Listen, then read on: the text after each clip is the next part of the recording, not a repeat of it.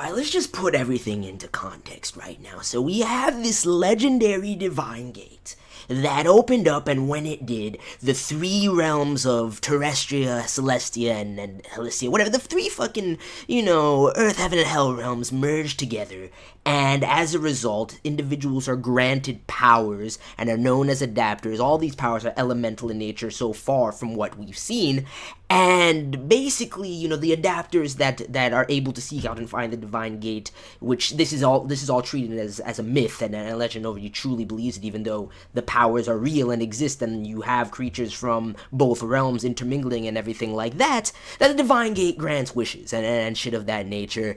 You have all of the characters and these adapters who have this elemental affinity, and their designs reflect that, from the color palettes to their names: Auto, Akane, Midori, etc., and character designs are just rooted in their elemental affinity, blue hair, red hair, green hair, etc.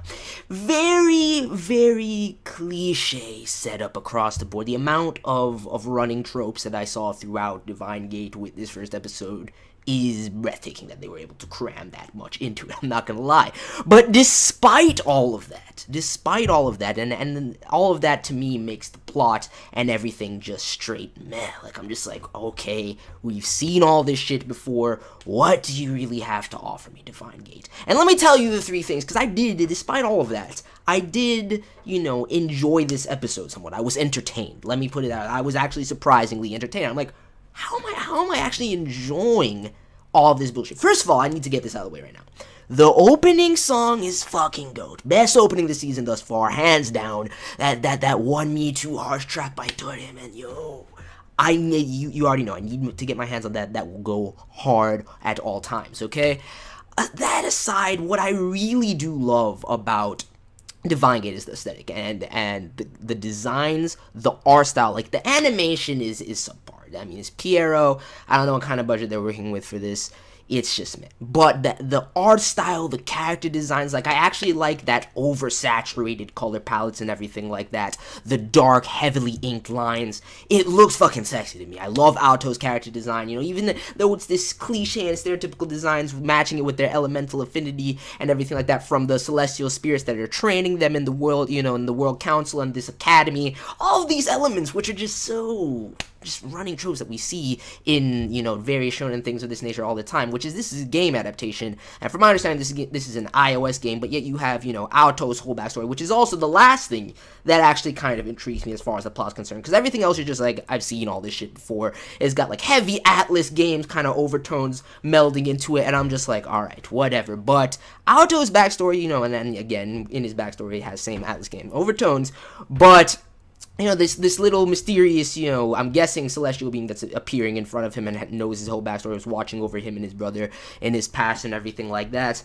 And the dialogue that transpires between them, like, it was kind of, like, especially Alto's monologue at the beginning, I was just like, whatever, the whole opening scene of him saving people from in the train with this crazy adapter who's running wild with the flame, little blade and whatnot. I'm just like, alright, like, I don't know how to feel about this, but I was entertained because of the aesthetic. Like, it just looked so sexy to me, and I kind of want to get more into Alto's character, because that whole backstory with his parents, he's treated like a pariah, known as this parent killer and everything like that, when realistically it was his brother, who seems, as far as I know, it's not confirmed, I can't really tell if it is exactly him, but it could potentially be that his brother is the leader of the World Council that we saw in this episode, that he was talking to and gave him the drivers, which he talks about how drivers are necessary for human adapters to combat, the other powers that also, were blessed by Divine Gate. It's just, I don't know, aside from the opening and the art style and everything like that, I'm just like, this is so average. It's so cliche.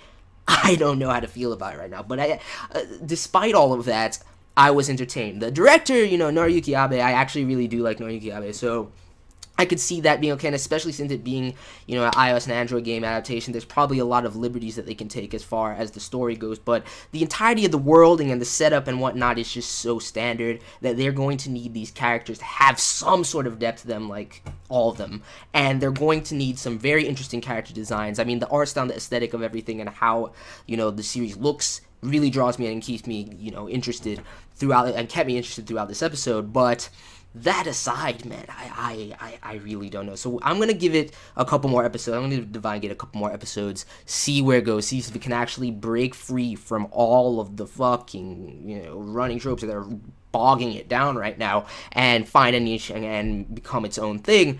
But the series doesn't really seem to have that much great potential for me, nor does it seem to be something that's really unique or interesting for that matter, aside from Aoto's backstory. So, gonna give it a couple more episodes, like I said, see where it goes. And I mean, I really do want to just see the opening song a couple more times, dude, because it's fucking beast.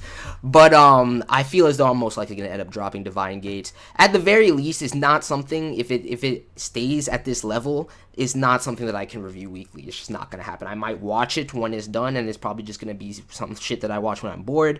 But hopefully it can break past this, because I do like the the aesthetic and everything like that. So the stylization, the color palettes, like I said. So let me know your thoughts on this first episode. Overall, my overarching sentiments of Divine Gate is just meh. It's just, we've seen it before, and hopefully it can find some, because I do like some elements of it. So let me know your thoughts, and I'm out.